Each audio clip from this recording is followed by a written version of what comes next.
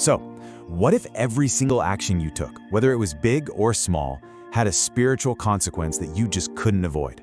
Today, we're going to deconstruct a text that is built on that exact idea. It makes a really bold, really uncompromising claim: you cannot cheat God. So let's dive in and explore the powerful argument it builds to prove that point. Everything, and I mean everything we're about to explore, hinges on this one verse. You should think of it as the central pillar holding up this entire argument. It's a simple but pretty profound idea. What you sow, you will absolutely reap. There are no loopholes, period. All right, so to really get the logic of this source text, we first need to look at what it presents as an unbreakable rule, the law of the harvest. Now, what's so crucial to understand here is that sowing and reaping isn't being presented as some vague spiritual idea, like karma. No, the source frames this as a concrete, unbreakable law of the universe. The input, your actions, your motives, is going to directly determine the output. No exceptions, no shortcuts. But the source doesn't just leave this as some abstract idea. It shows us how it works through a really powerful and dramatic story, a case study in a miraculous healing. So the story kicks off with a scene of just total desperation.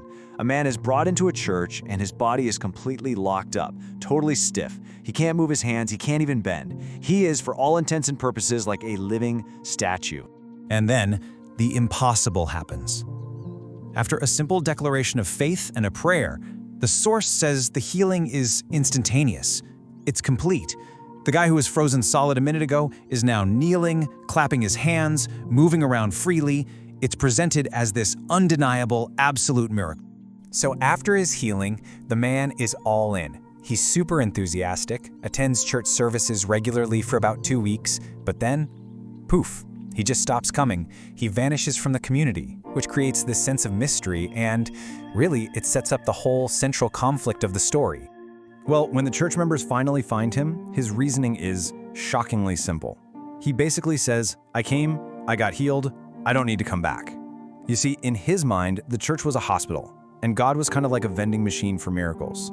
He got what he came for, so the transaction was over. And this is the critical detail. His approach was purely transactional. It wasn't relational at all. According to the source, this transactional view, that's the seed that was sown.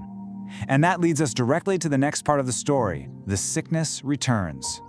Months go by, and the author of the text sees the man again. And his condition hasn't just returned, it's gotten shockingly worse.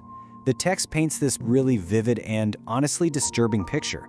Not only is his body stiff again, but his mouth is hanging open, with saliva just dripping uncontrollably. And this brings us to the central question the source really wants to answer. It wasn't just that the sickness came back, it came back so much worse. So why? The source offers a pretty chilling spiritual diagnosis for this.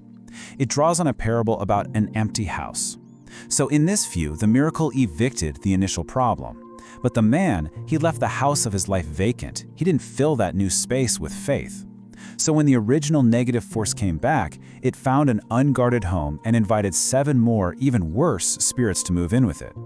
His final state was worse than his first because the house was now way more crowded. And right here, the source brings it all full circle, right back to that opening verse. See, the man sowed a transactional request. He reaped a temporary fix. But because he didn't follow through, he ultimately reaped a far, far worse affliction. His story becomes the perfect, tragic proof of the law of the harvest. But the source argues this isn't just one guy's tragic story. No, it's presented as an example of a universal pattern of behavior, one with predictable and unavoidable outcomes. And to prove this point, the source gives us a second case study. It talks about men who join a church not because they have any faith, but because they have an ulterior motive, to find a good Christian wife. And the outcome? Well, they often end up marrying someone who had the exact same deceitful motive, which creates a marriage built on, you guessed it, mutual deception. You see the clear parallel here, right? Whether you're looking for physical healing or a romantic partner, the underlying principle is exactly the same. The motive you sow determines the outcome you reap. In this worldview, if you sow deception, you will inevitably reap disappointment. So this all leads to the devotional's final, pretty sobering conclusion. What is the ultimate takeaway from all these stories? And to really add some weight to its argument, the author of the source asserts that this isn't just theological interpretation. It's a conclusion drawn from over 50 years of personal observation and pastoral experience. It's suggesting that this pattern has been seen time and time and time again. And here's the bottom line, stated explicitly in the text as its key point. It's a direct, unambiguous warning. According to this source, any attempt to engage with faith for purely selfish or transactional reasons is doomed to fail and will, at the end of the day, lead to regret. So, we've just deconstructed a worldview that's built on an unbreakable law of spiritual cause and effect. It's a system where every action has a direct, predictable reaction. And that leaves us with a final question. What does this kind of cause and effect model suggest about the nature of faith? Is it a relationship, or is it more like a contract with some really unbreakable terms? Definitely something to think about.